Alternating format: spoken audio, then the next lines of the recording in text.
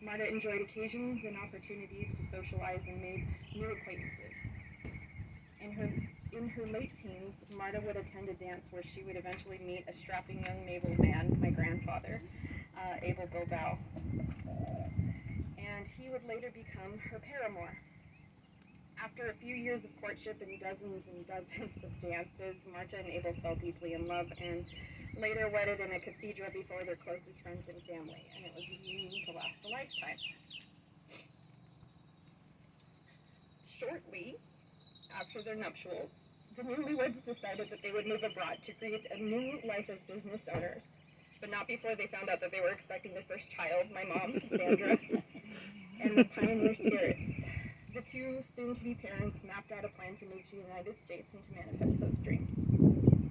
They set their hearts upon the land of opportunity, as they called it, and had faith it would become home for their growing family.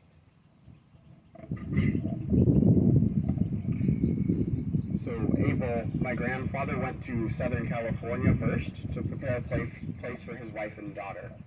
He worked tirelessly for 2 years to earn money to establish a suitable residence.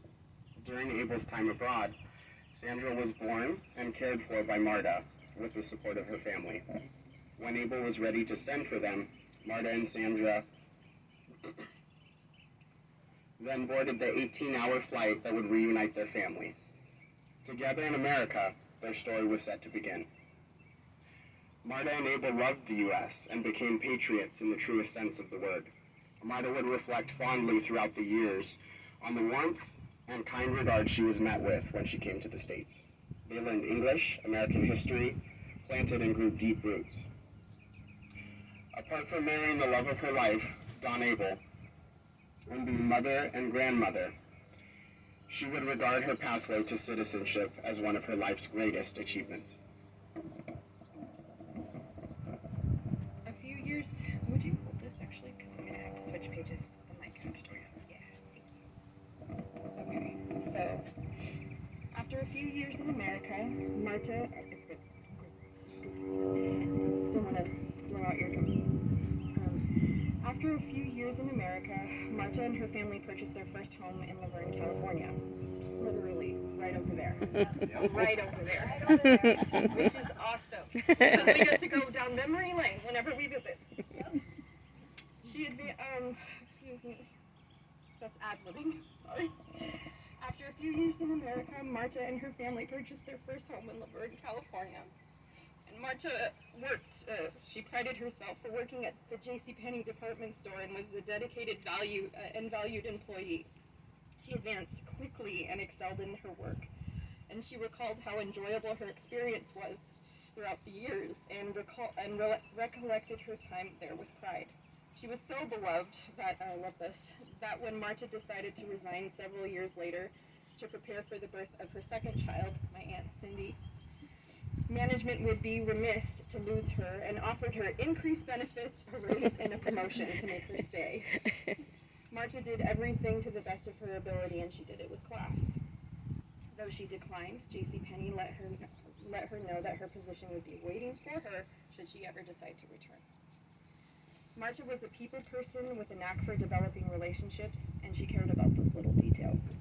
She was lovable, she was kind, and she was generous. And any space that she occupied became instantly a warmer and more inviting one.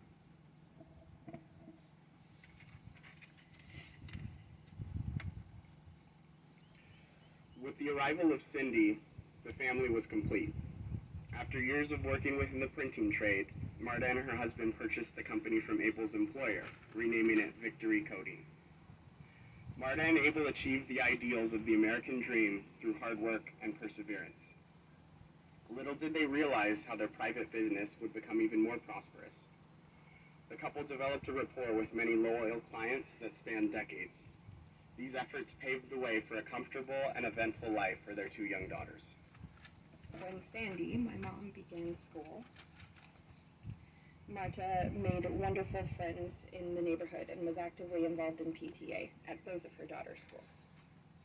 Some of her friendships that began in Verne would last a lifetime. Marta was a mother who would do anything for her children's happiness. Between PTA, Little League, tennis, swim, and choir, Marta was there to encourage and support. one of the many memories worthy of recognition is what might have otherwise ended up a fundraising fiasco. Several volunteers backed out of their commitments at the last minute for a school bake sale, and true to form, my grandmother, Marta, intuitively took charge of the situation, recruited ovens of several neighbors, and orchestrated an emergency bake into the wee hours of the night to make it all happen. And once again, Marta was there showing her love and her commitment to others. She put in the hours.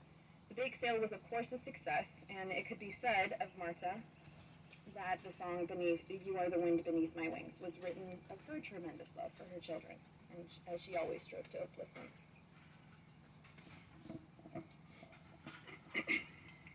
Years went by, and it was a beautiful time of life for Marta and Abel, and they soon found out their family tree was soon to grow yet again.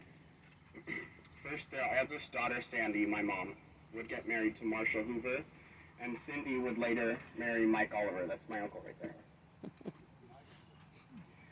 Gradually, grandchildren arrived, 3 granddaughters and 1 grandson, Sarah and Joshua Hoover, and Alyssa and Lexi Oliver.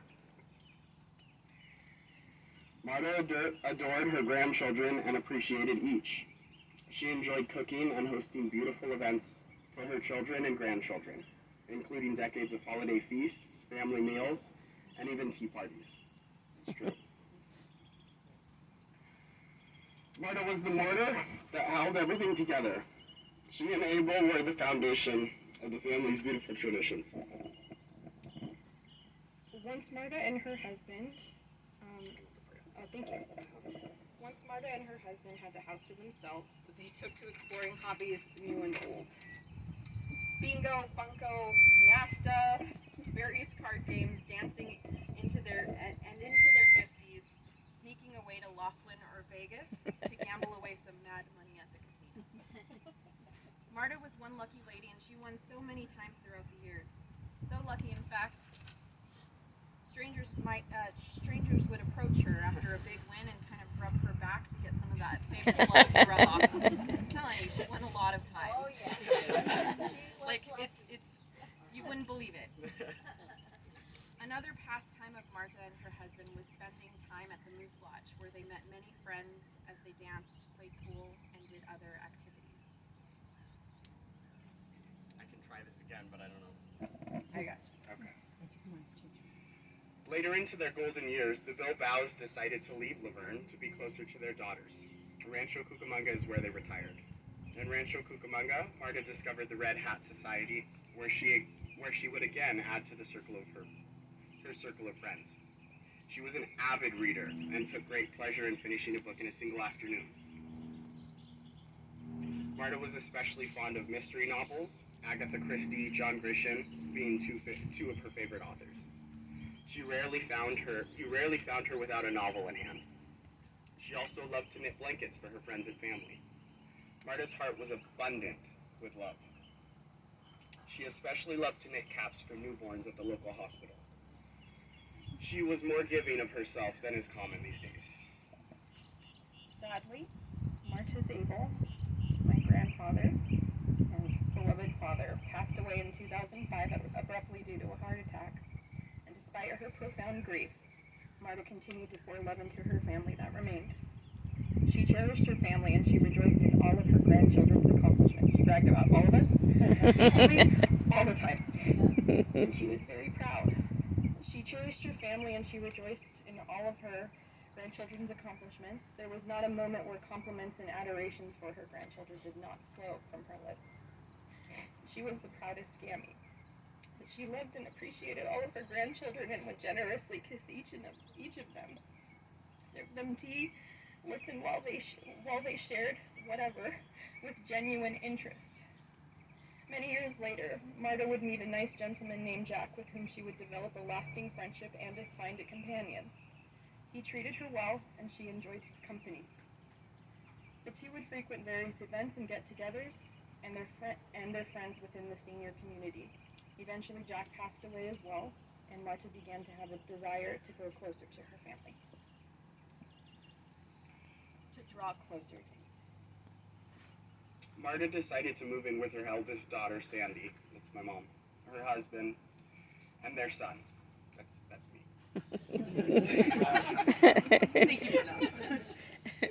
I almost forgot. I'm just really proud.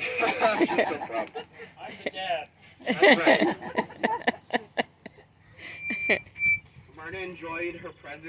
Marta's family enjoyed her presence, laughs, wisdom, and of course her personality. She brought so much love and joy to their home. The simple pleasures of life became even more precious. Marta would live at the Hoover home for roughly four more years before her time came. Marta's health began declining over the past year due to dementia and Alzheimer's, though she was herself up until the end. Both daughters devoted themselves to her care and comfort, along with other family members.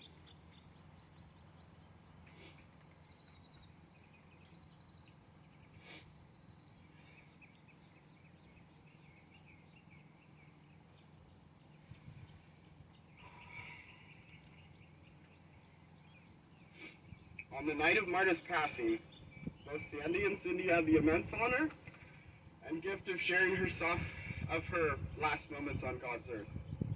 As each daughter tenderly held their mother's hand and softly said, "We love you," thanking her for all the beautiful years. Marta, honored mom, and beloved Gammy opened her eyes to look upon her daughters one last time. And heaven gained an angel. Thank you.